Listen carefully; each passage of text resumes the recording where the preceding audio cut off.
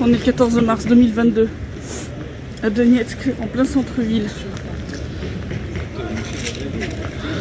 où des blocs d'un missile Tochkaou ont atterri il n'y a pas très longtemps. De nombreux civils qui attendaient pour aller à la banque sont morts dans la file d'attente.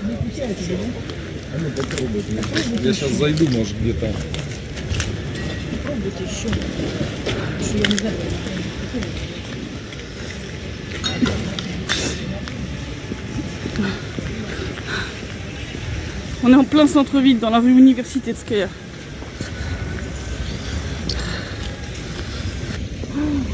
Oh, Господи.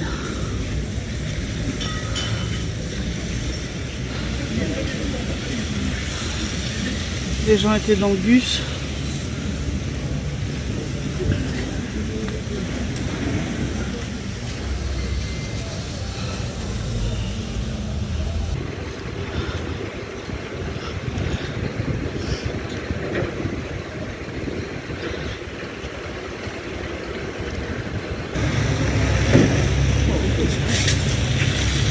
On est le 14 mars 2022 en plein centre de Donetsk. Derrière moi, vous avez un autobus où il y a au moins 4 corps de civils. Des gens sont morts en attendant devant la banque centrale. Là, il n'y a pas de point de tir, il n'y a pas de pièces d'artillerie, il n'y a pas de position de la milice populaire de l'RPD ni de l'armée russe. C'est quoi la justification de l'armée ukrainienne pour avoir envoyé un Tochkaou sur le centre-ville de Donetsk en plein jour? C'est un crime de guerre, c'est un crime contre l'humanité. On ne dira jamais assez, les guerres c'est horrible. Ces images que vous voyez, qui devraient vous choquer, ne sont que la partie visible de l'iceberg. Il y a bien sûr tous les morts, tous les blessés, et quand on dit ça, généralement on ne pense qu'aux humains. Il y a également des animaux qui en souffrent, je pense aux animaux d'élevage et domestiques. Il y a des témoignages qui arrivent d'Ukraine qui en parlent, il y a des associations qui essaient de faire quelque chose. Elles sont très courageuses, je les encourage, je les soutiens. Bravo à elles. Ce dont on parle encore moins, c'est la pollution. Et la pollution de la guerre elle-même, et la pollution de toutes les activités militaires, sans lesquelles il n'y aurait pas de guerre, parce que pour avoir des guerres, il faut des armées. Et les armées, il faut les entraîner, il faut utiliser le matériel, il faut tester le matériel. Maintenant, ce qu'il faut faire, c'est travailler pour qu'il n'y ait plus de guerre. Et pour que ces guerres s'arrêtent, il faut comprendre le fond, et surtout, il faut comprendre ce qui provoque les guerres. Ce n'est pas en s'indignant des victimes aujourd'hui qu'on évitera la guerre de demain. Et la désinformation en cours est absolument terrible. Rares sont les personnes qui parlent un petit peu correctement. Mais je vous montre ici un extrait de quelqu'un que j'ai entendu aujourd'hui en faisant ma vidéo et qui dit les choses qui devraient être dites partout, tout le temps. Ça m'insupporte déjà au moment de la Libye, en 2011, je disais la même chose, comme un Walt Disney pour enfants de 4 ans, quoi, où il y aura un très très méchant face à un très très gentil. C'est pas comme ça que ça marche. Monsieur Zelensky, il a ses qualités. Enfin, hier, il a interdit 11 partis d'opposition. Ça, on l'a pas beaucoup dit en France. Il fallait aller dans la presse anglo-saxonne pour le voir. Dont un parti qui a 44 députés, qui était pourtant contre l'invasion russe. Hein. Donc on peut pas. Il a pris le contrôle hier de toutes les chaînes de télévision. Si vous voulez. Il a, il y a exactement une semaine, bombardé 28 morts civils l'est du pays, de son propre pays. Non seulement c'est pas un héros, mais vous dites que c'est un autocrate. Je dis qu'en Ukraine, il n'y a pas tous les gentils et en Russie tous les méchants. Voilà. Je sais pas si on a encore le droit de dire ça aujourd'hui. Mais... Une ambiance de propagande terrible. Mais à chaque guerre de l'OTAN, de toute façon, il y a une ambiance de propagande extraordinaire dans notre pays, malheureusement. Et on devient interdit de réfléchir. Moi, je pense que il faut que la guerre cesse. Il faut que les Russes quittent le pays. Mais pour cela, il y a des conditions objectives qui sont pas remplies. Et notamment une pression de l'OTAN qui date pas d'aujourd'hui ni d'hier, qui date d'il y a 20 ans. Son intervention est vraiment intéressante, pas seulement pour ce qu'il dit, mais aussi pour l'attitude du journaliste. Quand il a parlé de bombardement des civils dans l'est de l'Ukraine, il a été interrompu. C'est pourtant par ces images que j'ai commencé. C'est une réalité. L'armée ukrainienne, depuis 8 ans, bombarde des civils.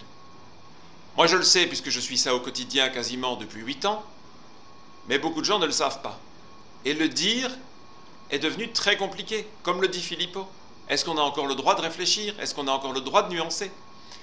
D'ailleurs, à propos de nuances, et de bons et de méchants, comme il le décrit parfaitement, C'est exactement ce que je voulais dire dans la vidéo que j'ai faite sur Macron, où j'expliquais que la situation de la démocratie très mauvaise en France, comme vous le savez, pose question. Et j'avais dessiné ce petit tableau pour vous montrer que la différence entre la démocratie, entre les guillemets française, et la dictature, entre les guillemets russes, n'était peut-être pas si grande.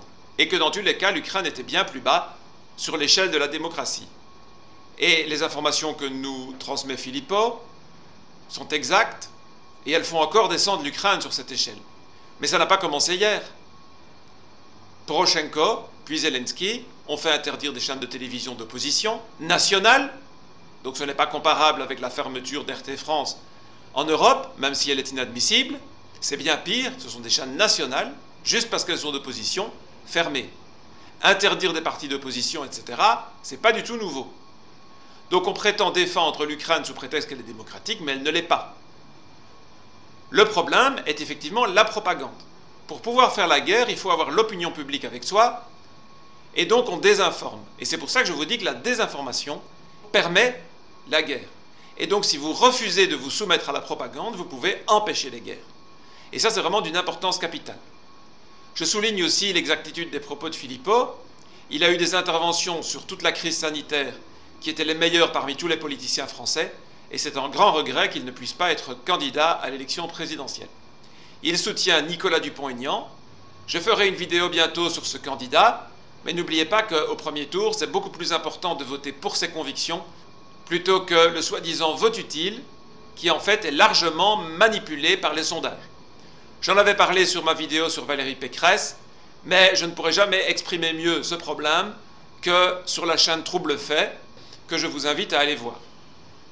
À propos de cette chaîne, j'avais partagé une vidéo qui était, à mon avis, la meilleure pour expliquer le contexte, en quelques mots, de la guerre en Ukraine. Après plus de 270 000 vues, la vidéo a été supprimée par YouTube. Heureusement, elle est encore disponible ailleurs, sur Odyssée, et vraiment, j'insiste, allez la voir, elle n'est pas longue, et quasiment tout est dit. Je félicite son auteur, et j'insiste vraiment pour que vous alliez voir. Il y a plusieurs personnes qui l'ont mise sur Odyssée, donc elle ne va pas disparaître de sitôt. J'ai mis en lien, en exemple, dans la description de cette vidéo. Vous vous souvenez sans doute que j'avais fait une vidéo sur la propagande qui allait venir nécessairement dès le début de la guerre, le 24 février. Dans cette vidéo, je vous conseille de regarder RT France, qui a été interdit depuis. Il faut donc chercher les informations ailleurs pour avoir un point de vue équilibré. Heureusement, il y en a beaucoup. Je vois que beaucoup de personnes ne sont pas dupes de la désinformation et de la propagande. Donc c'est à vous d'aller les chercher. Je vais vous montrer quelques exemples et puis je ferai un petit bilan des sources que je vous conseille. Voici des extraits intéressants. C'était la fille de l'ambassadeur du Koweït à Washington qui s'est fait passer pour une infirmière en disant qu'ils avaient... Voilà, c'est horrible de faire des choses comme ça. Alors ça, c'est carrément de la désinformation, parce que là, il y a eu vraiment là un jeu de désinformation. C'est un petit peu, en fait, ce qu'on a voulu faire avec Mariupol.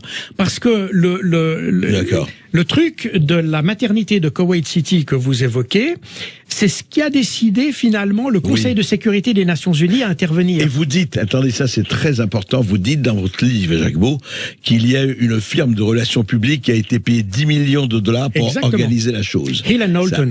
Oui, Hill & Knowlton, c'est hallucinant. Ah oui. C'est-à-dire que pour déclencher la guerre en Irak, on organise une formidable opération de désinformation, payée 10 millions de dollars, mais je vous rassure, ce n'est pas McKinsey. Hein. Jacques Beau, effectivement, la guerre de l'information, parlons-en. Tout à fait, merci pour cette question, parce que, bon, on sait que dans les guerres, quelles qu'elles soient, et il y a des deux côtés, chacun essaye de tirer la couverture de son côté, et chacun informe, enfin donne des informations qui le rendent évidemment le présente sous le jour le plus favorable.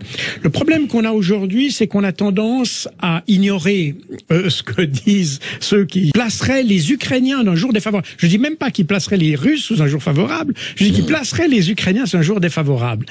Et effectivement, il en résulte une polarisation, et je crois que vous avez cité deux exemples. Effectivement, le missile qui est tombé en plein Donetsk et qui a fait 26 morts, Nord, eh bien, il a été attribué aux Russes et placé à Kiev. et effectivement, on a comme ça, on a cette mauvaise image des Russes qui est déjà pas brillante, mais on en rajoute un petit peu. Et pour l'affaire de Mariupol, ce qui est intéressant, enfin la maternité de Mariupol, parce qu'on pourrait parler de beaucoup de choses, et ce qui est intéressant dans l'affaire de la maternité de Mariupol, c'est qu'on savait le 7 mars, c'est-à-dire 2 jours avant la frappe, il y a eu une frappe russe le 9 mars, mais le 7 mars, c'est-à-dire 2 jours avant, la représentation russe à l'ONU à New York avait annoncé que l'hôpital de Mariupol était aux mains des brigades ultranationalistes Azov. Et qu'ils avaient chassé les médecins ou les soignants, tous les patients, tous les civils avaient été chassés.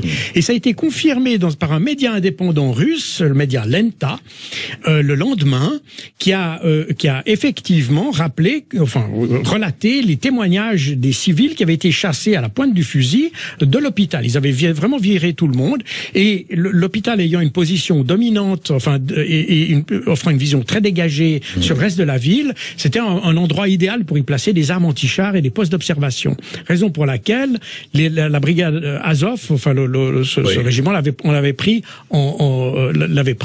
et c'est pour ça qu'il a été frappé par les Russes. Mais quand on l'a présenté ici, on a dit il frappe une maternité avec des femmes, des enfants, etc.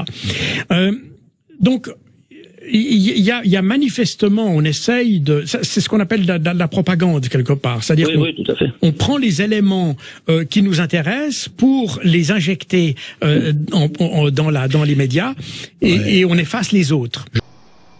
Vous pouvez vous demander qui il est. Il a l'air bien renseigné pour parler ainsi. Eh bien, de fait, il est bien renseigné. Écoutez sa petite présentation. Et jusqu'à 14h, nous sommes avec Jacques Beau, ex-membre du renseignement stratégique suisse. Il a été partie prenante des négociations après la chute de l'URSS et a suivi de près la révolution de Maïdan en 2014. Et il publie donc ce livre, Poutine, maître du jeu, avec un point d'interrogation aux éditions Max Milo. Qu'est-ce qui a amené justement en février, Poutine décide d'envahir l'Ukraine et d'envahir massivement, enfin quand même assez massivement?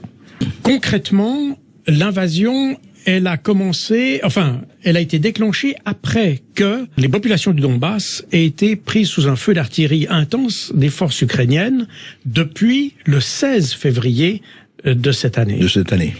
Il y a vraiment beaucoup de choses intéressantes dans cette interview. Je vous invite à aller la voir en entier sur Sud Radio.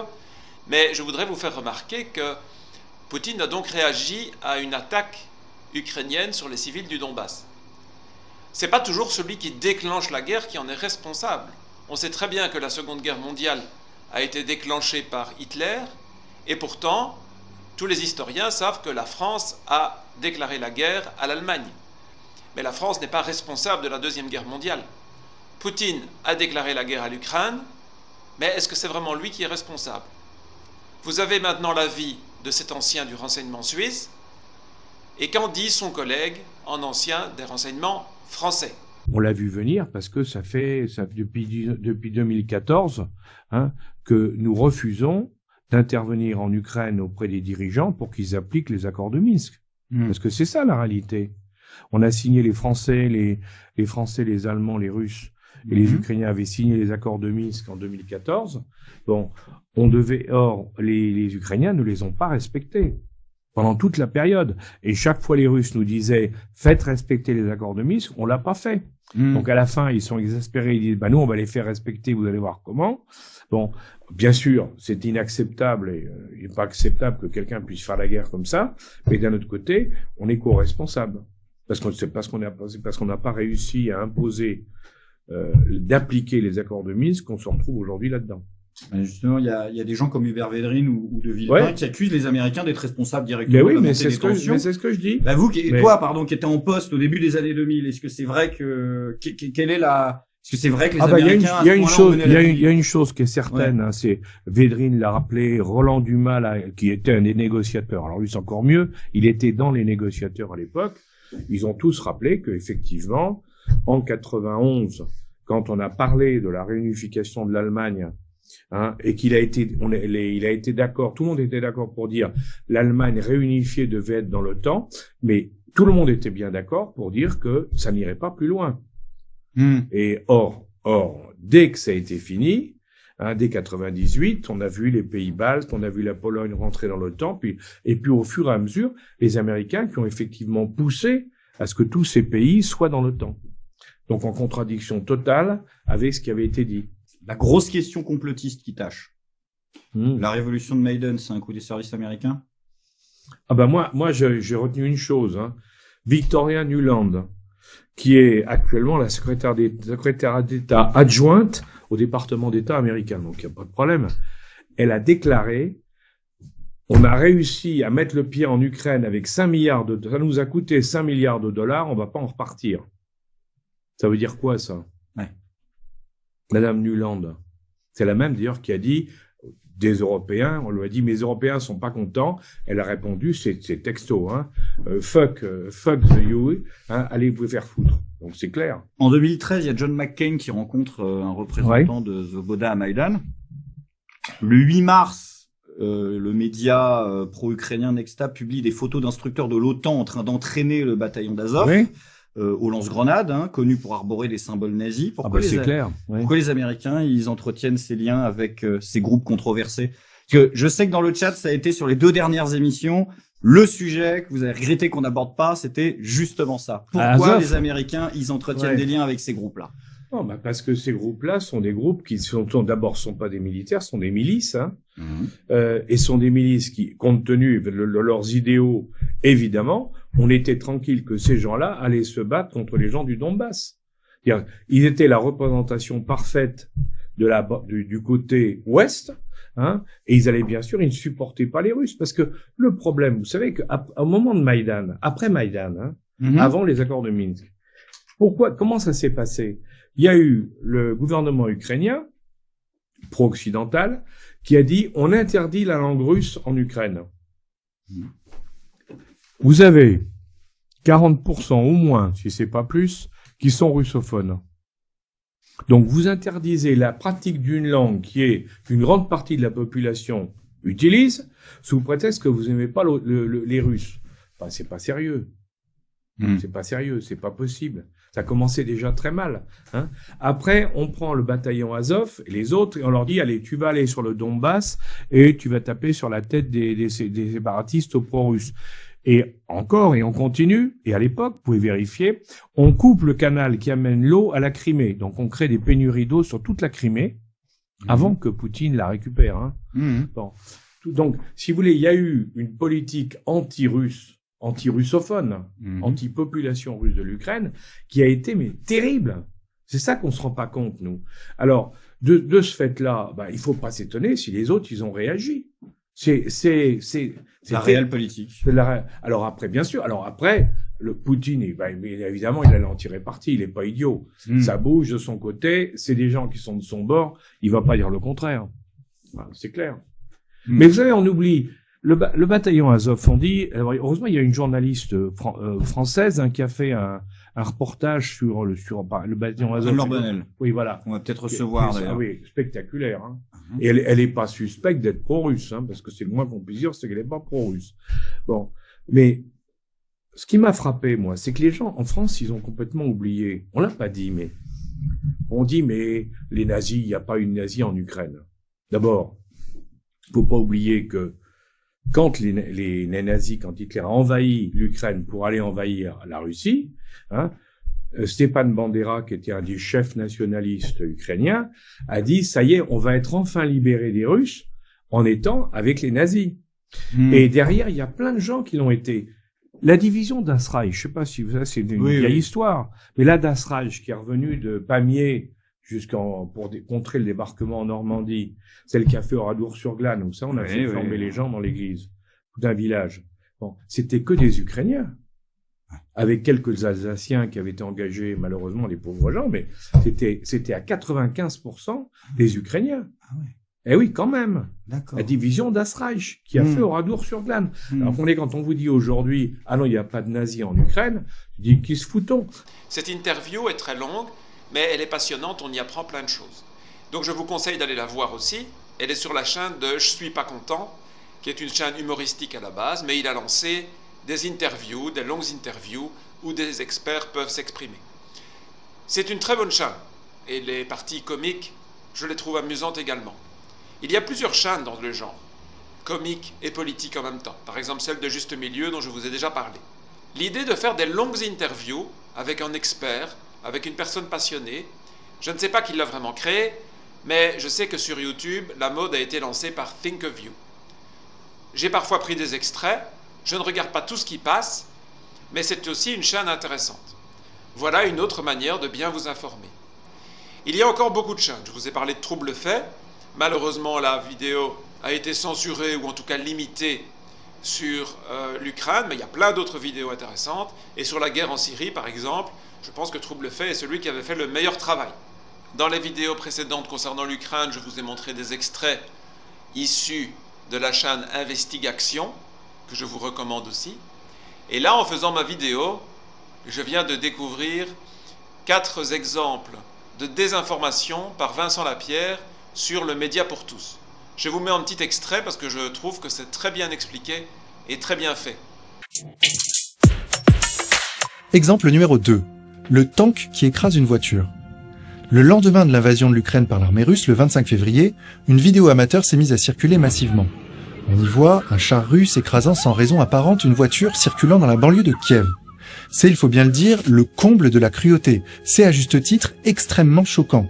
De nombreux médias à travers le monde reprennent immédiatement l'information. Sauf que ce fameux char russe est en fait ukrainien.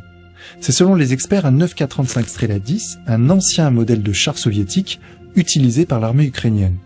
Quand on contextualise l'action, ce char a fait cette manœuvre pour fuir un camion russe. Et on apprend au final que le conducteur de la voiture écrasée s'en est heureusement sorti sain et sauf. C'est tout de suite beaucoup moins vendeur comme récit. Pourtant, cette fausse information est toujours présente sur de nombreux sites à travers le monde. La liste est encore longue. Je voudrais simplement faire remarquer que les possibilités ne manquent pas. La difficulté, c'est de trier et de prendre le temps de chercher les informations. Or, quand on prend le temps de chercher les informations, on n'a pas le temps pour faire autre chose. La manière dont les guerres sont traitées par les médias peut être mise en lien avec ce que je vous disais lors d'une vidéo sur les convois de la liberté. Début février, avant que les troupes ukrainiennes commencent à tirer sur les civils du Donbass, je disais que je pensais qu'il n'y aurait pas d'attaque russe, et quelque part j'avais raison, mais il y a eu une attaque ukrainienne et les Russes ont réagi.